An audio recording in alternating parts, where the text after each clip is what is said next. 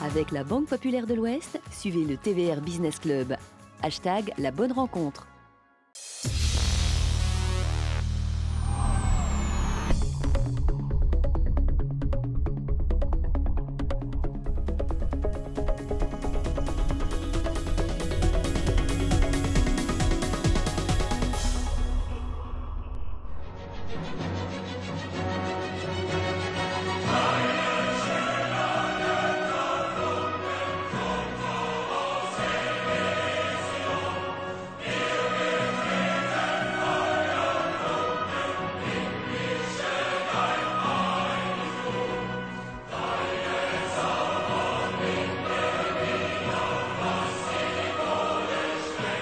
Bonjour à tous, bienvenue depuis la Grand Place de Bruxelles à l'occasion de ces 18e rencontres internationales de l'Union des entreprises 35 avec une question centrale: quel avenir pour l'Europe alors que nous avons connu le Brexit, une montée du nationalisme mais également une poussée de l'eurosceptisme? Alors, les réponses, très certainement, dans ce magazine de 26 minutes. Tout d'abord, Bruxelles, la Belgique en chiffres, c'est avec Jolène Rouet. En Europe, nous sommes 510 millions d'habitants, 28 pays réunis en marché unique étendu sur 4 millions de kilomètres carrés. Tous ensemble, nous formons la 3e puissance mondiale après la Chine et l'Inde. Avec 20 organisations de l'Union européenne, nous ne débarquons pas simplement dans la capitale belge. C'est à la naissance de la Communauté économique européenne en 1957 avec le traité de Rome que le siège de l'Union européenne s'installe à Bruxelles un an plus tard. Sa création marque ainsi le début de la plus longue période de paix dans l'histoire de l'Europe et surtout la libre circulation des personnes, des biens, des services et des capitaux. Ainsi, 7% de la population planétaire réalise plus de 20% du volume total des importations et des exportations dans le monde en dehors de la zone européenne. Et le PIB de l'UE atteint 14 600 milliards d'euros, dépassant même les États-Unis. Et même si le Royaume-Uni s'est engagé dans un processus de séparation de l'Union qui doit se terminer en mars 2019, l'Europe demeure la principale puissance économique mondiale sous la présidence de Jean-Claude Juncker.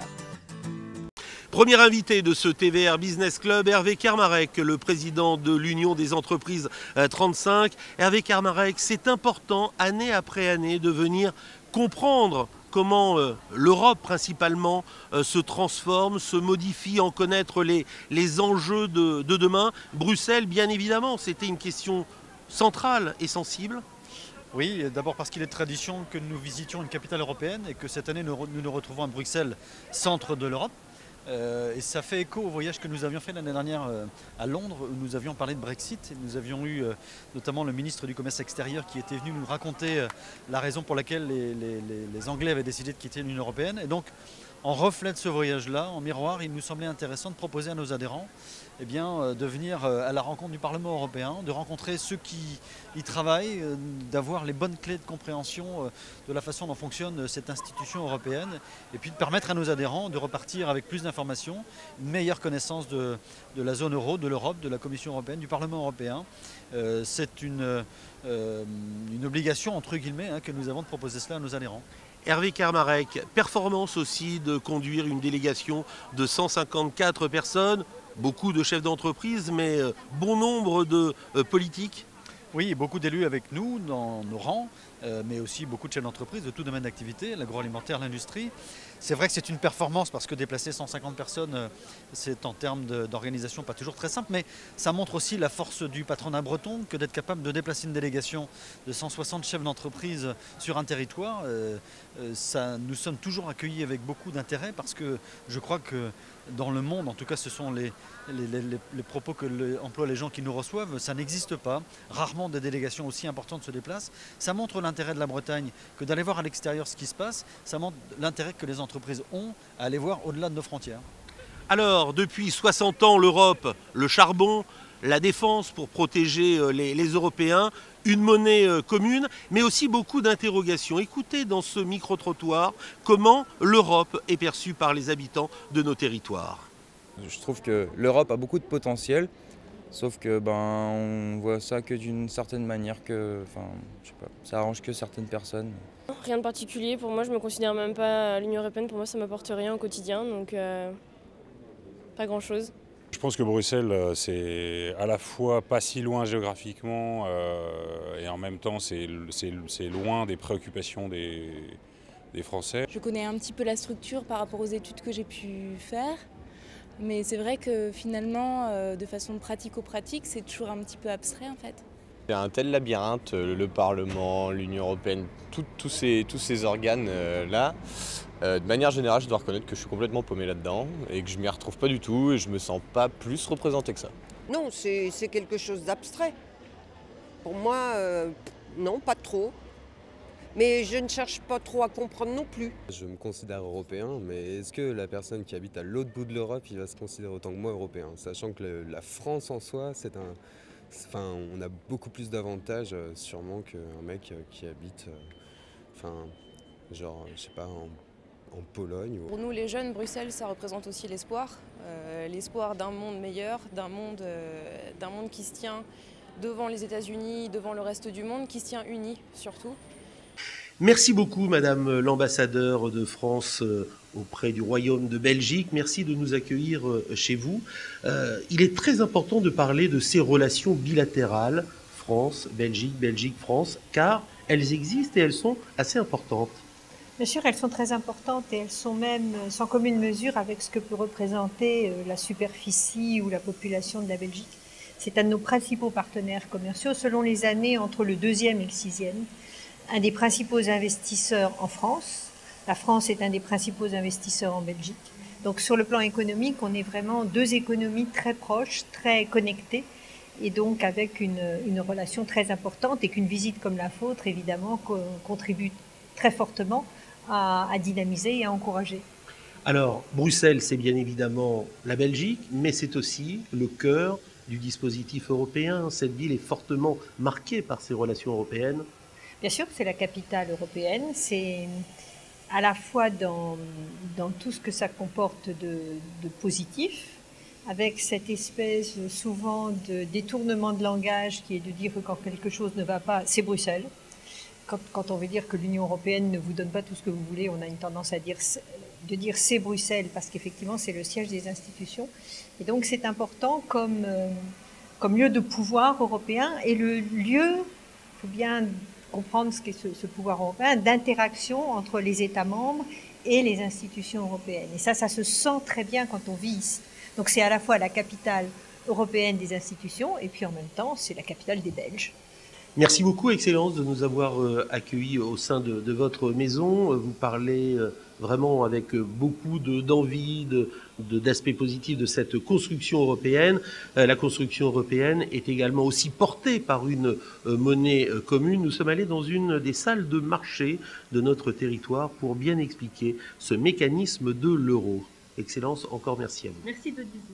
Ce que je constate chez nos clients entreprises, c'est que de plus en plus de transactions se font en euros, que ce soit chez nos clients importateurs depuis le sud-est asiatique, comme nos clients exportateurs, l'euro prend de plus en plus le pas sur le dollar dans les transactions. Il a fallu du temps, il a fallu le temps que cette monnaie s'installe, mais aujourd'hui on voit qu'elle a pris sa vraie place sur les monnaies internationales, que encore récemment elle a pris de l'importance vis-à-vis du dollar sur les cours de change internationaux. Donc pour moi, l'euro a trouvé sa place sur les monnaies et sur les places financières internationales. C'est au cœur de Bruxelles que nous allons essayer de mieux vous faire comprendre les différentes clés de répartition du budget européen en 3 volets. Jolène Rouet va s'intéresser au budget global, mais également sur 2 aspects très importants, terre et mer, l'agri et l'agro, mais également la pêche. 3 regards sur l'Europe. Jolène Rouet. Le budget de l'Union européenne est principalement constitué de l'argent que les États membres décident d'attribuer à la Commission européenne pour qu'elle puisse ensuite mener les différentes politiques définies tous ensemble. Ce sont les contributions nationales, c'est-à-dire les chèques des États membres qui représentent 80% des recettes et seulement 20% de ressources propres. Aujourd'hui, le budget s'élève à près de 135 milliards d'euros pour 500 millions d'Européens. Alors oui, si on fait le ratio, cela représente environ 74 centimes par jour et par personne. Mais est-ce beaucoup d'argent à l'échelle internationale? 28 États membres, c'est 2,5 fois moins que le budget de la France. Et si on compare avec les États-Unis, c'est même pas, mais alors, loin de 1% du budget de l'État fédéral américain. Donc on voit bien qu'avec ça, on ne peut pas aller très loin. En 2017, la France a versé près de 19 milliards d'euros à l'Union européenne. La contribution française ne cesse d'ailleurs d'augmenter, 20 milliards en 2018 et jusqu'à 24 milliards en 2020. Mais l'objectif, c'est bien que le budget global soit réinvesti ensuite pour tous les États membres. Protection de l'environnement, politique régionale ou encore programmes européens comme les célèbres échanges Erasmus, l'Europe a aussi un rôle clé en matière de politique agricole. La PAC est la première politique de l'Union européenne avec 40% du budget investi. Sur la période 2014-2020, cela représente 360 milliards d'euros répartis en aide directe et pour le développement rural. L'Europe est la deuxième puissance agricole mondiale et c'est la France qui est le plus grand contributeur, suivi de l'Allemagne, de l'Italie, de l'Espagne, du Royaume-Uni, des Pays-Bas, puis enfin de la Pologne. Ensemble, ces 7 États membres représentent environ les 3/4 de la production agricole totale de l'UE. Mais alors que l'on parle toujours d'un secteur en crise en France, l'Europe doit aussi revoir ses objectifs en permanence face à la mondialisation. Il faut que la PAC nous permette d'avoir une agriculture compétitive, des éleveurs compétitifs, des industries agroalimentaires qui créent beaucoup d'emplois, mais ça suppose qu'on mette de l'ordre dans la politique de la concurrence, également dans les règles de la concurrence. Cette façon de dire il faut que ça profite aux consommateurs, c'est formidable, mais c'est comme ça qu'on finit par casser tous les prix et qu'on va produire ailleurs. Avec 12 millions d'exploitations en Europe, l'agriculture européenne peut satisfaire les besoins de ses citoyens. Ce n'est pas le cas de la pêche. Avec seulement 6 millions de tonnes, l'aquaculture et la transformation des produits de la mer contribuent à moins d'1% du PIB de l'Union et emploient environ 400 000 personnes, loin derrière la Chine et ses 76 millions de tonnes. Cela fait de l'Union le premier importateur mondial de poissons. Plus de 60% des besoins en produits de la pêche proviennent donc de pays tiers. On a besoin de cette économie de la pêche, mais on a besoin aussi, pour qu'il y ait cette économie de la pêche, de préserver la ressource. Et je pense que c'est un exercice un peu complexe, un peu compliqué, de maintenir cet équilibre entre, d'une part, l'aspect, je dirais, écologique, au bon sens du terme, et l'aspect économique. L'idéal, et c'est ce qu'on essaye de trouver à Bruxelles, c'est cet équilibre. Ici, on travaille toujours dans le compromis. Tous les pays littoraux sont fortement influencés par la réglementation européenne et il semble que la rentabilité augmente tout de même dans ce secteur. Parmi les futurs défis de la Commission de la pêche, le renouvellement d'une flotte aujourd'hui vieillissante, mais surtout la question du Brexit qui pourrait bien impacter la pêche bretonne sur les côtes britanniques. Merci beaucoup Jolène pour toutes ces informations. Nous sommes à présent avec Bruno Cressard, vice-président de l'UE35 et le grand responsable de ces rencontres internationales. Bruno Cressard, ces 2 journées de plénière consacrées à l'Europe étaient fortement attendues par cette grande délégation. Elles étaient très attendues et elles n'ont pas déçu, même si sur le fond, je pense que les participants se posent peut-être plus de questions aujourd'hui sur l'avenir de l'Europe qu'ils ne pouvaient s'en poser en arrivant. Parce que la plupart d'entre nous pouvions penser que le départ des Britanniques allait redonner une dynamique à l'Europe. Or, on s'aperçoit en entendant les députés européens, les membres de la Commission, les représentants de l'État français auprès de l'Union européenne, que la machine est très lourde. On ne sent pas véritablement un projet qui enthousiasme ces acteurs, même si ces acteurs sont tous passionnés par l'Europe, mais me semble-t-il, il n'y a pas de projet commun qui les passionne. Et à partir de là, les chefs d'entreprise présents se posent effectivement beaucoup de questions sur l'avenir de l'Europe. Est-ce qu'on peut dire, Bruno Cressard, qu'il y a cette bulle européenne, ou plus précisément cette bulle bruxelloise, et puis eh bien, à côté, les États membres ? Alors on dit souvent que la politique est un métier, mais j'ai le sentiment que la politique à Bruxelles est encore plus un métier, parce qu'il y a une technicité absolument extraordinaire. Et d'ailleurs, les parlementaires européens le disaient, il faut plusieurs années avant de véritablement maîtriser les arcanes des relations entre les différentes institutions européennes.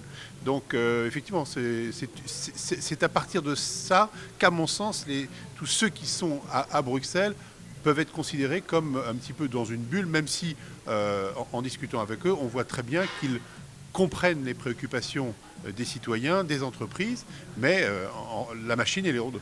Alors on a aussi entendu dire au sein du Parlement que 60 ans d'Europe, évidemment au niveau de l'histoire, c'est rien, mais on attend peut-être autre chose, et rapidement. Alors ça, c'est un argument qui ne me convainc pas, parce que 60 ans d'Europe peut-être, mais 60 ans au XXe et au XXIe siècle, avec des responsables tout à fait intelligents, avec des moyens, etc. Je pense qu'en 60 ans, c'est surtout un projet politique qui a manqué, et peut-être qu'effectivement le temps donnera un nouveau souffle, mais je ne pense pas que ce soit la meilleure explication pour expliquer pourquoi l'Europe aujourd'hui semble un petit peu en panne. En tout cas, merci Bruno Cressard pour cette analyse. Ces rencontres internationales permettent aussi de rencontrer, d'écouter, d'observer. Et à présent, nous allons retrouver Jolène Rouet, car vous êtes déjà en poste sur Anvers. Et évidemment, nous sommes très impatients d'en savoir un petit peu plus sur la grandeur et l'importance de ce port. Et oui Stéphane, à 60 km au nord de Bruxelles, sur les rives du canal de l'Escaut, s'étend le deuxième plus grand port d'Europe. Vous avez d'ailleurs juste derrière moi le plus grand bassin à conteneurs d'Europe. Ici, c'est Anvers, c'est un peu la porte d'entrée du commerce sur la zone européenne. Découverte tout de suite de ces multiples flux si influents, reportage.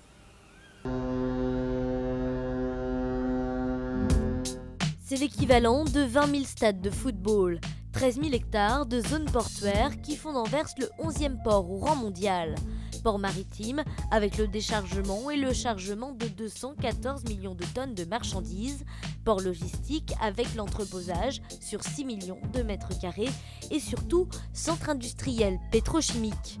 Anvers s'adapte à toutes les cargaisons, même les plus inimaginables. Forte de ses 900 entreprises installées sur ses rives et des 65 000 emplois directs, Anvers bénéficie également d'un positionnement idéal pour battre la mesure économique de tout un continent, l'Europe.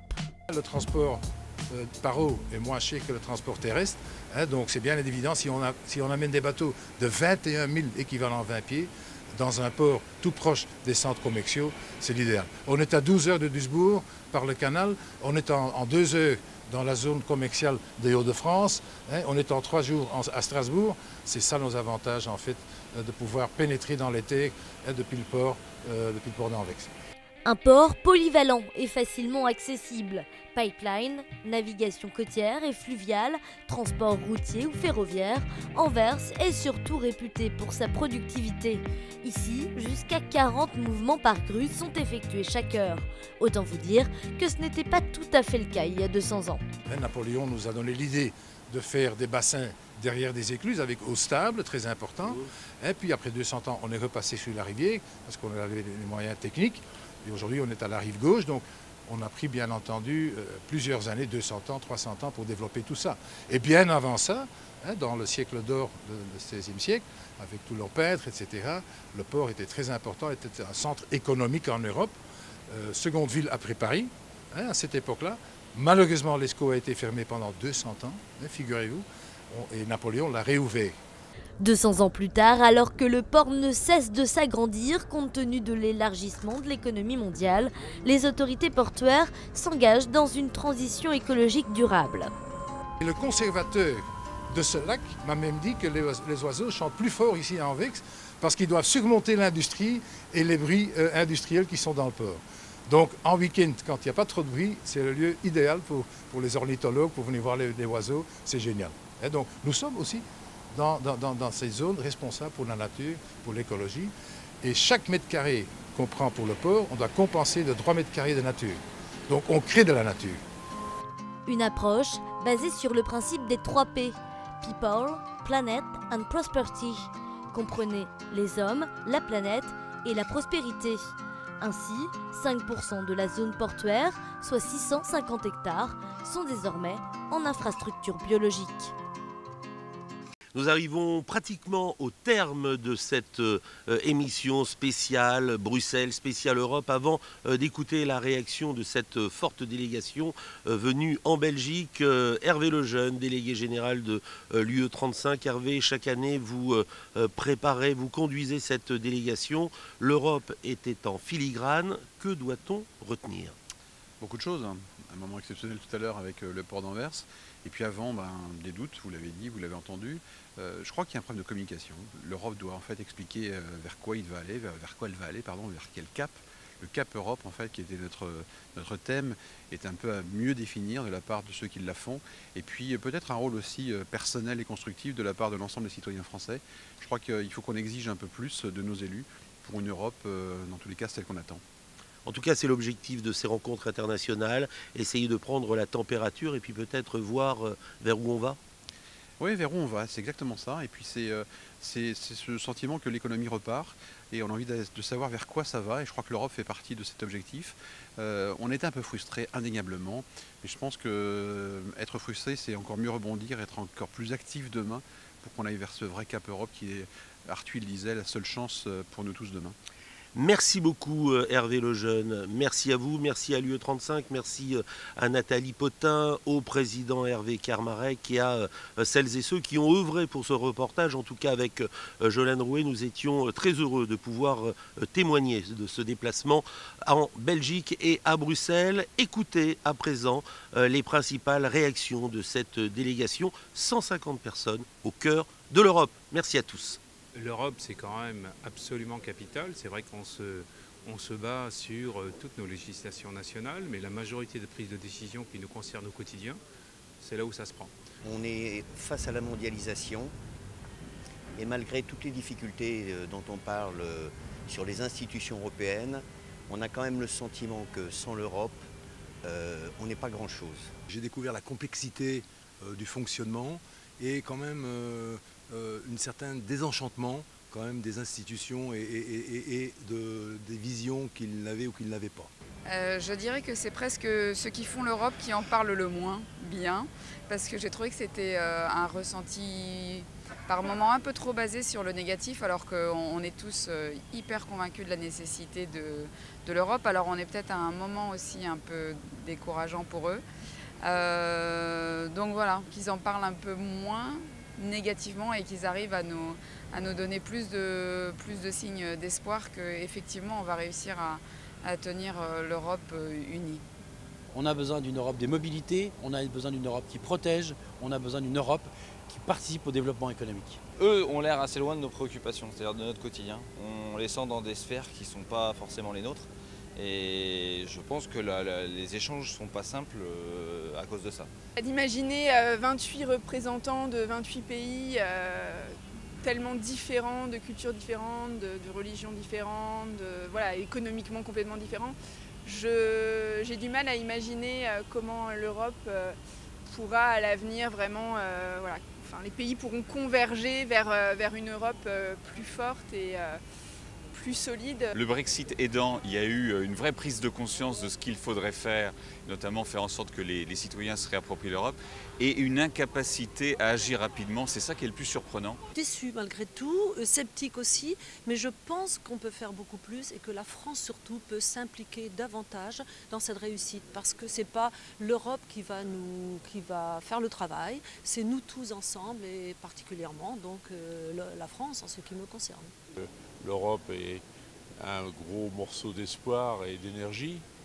Ça m'a un peu réconforté. Et quand des chefs d'entreprise comme nous donc, se retrouvent sur ce type de territoire directement face à des interlocuteurs de niveau européen pour poser des questions concrètes, eh bien, on a des réponses qui sont pas aussi pragmatiques probablement qu'on aimerait les avoir. Et en plus, je pense qu'on a la capacité, nous, en tant que chef d'entreprise, d'adhérer à une vision, à un projet plus large, de comprendre ces mécaniques qui nous animent aussi en tant que chef d'entreprise dans nos propres projets.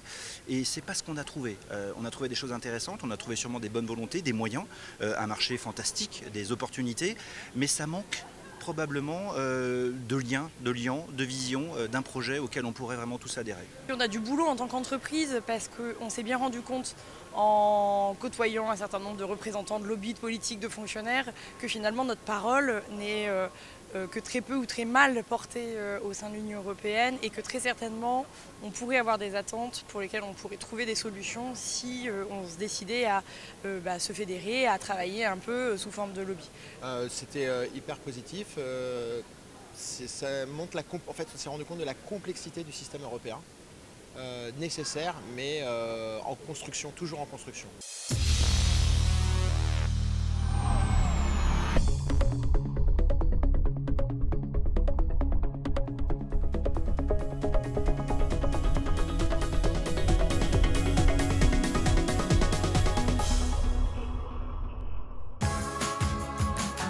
Avec la Banque Populaire de l'Ouest, suivez le TVR Business Club.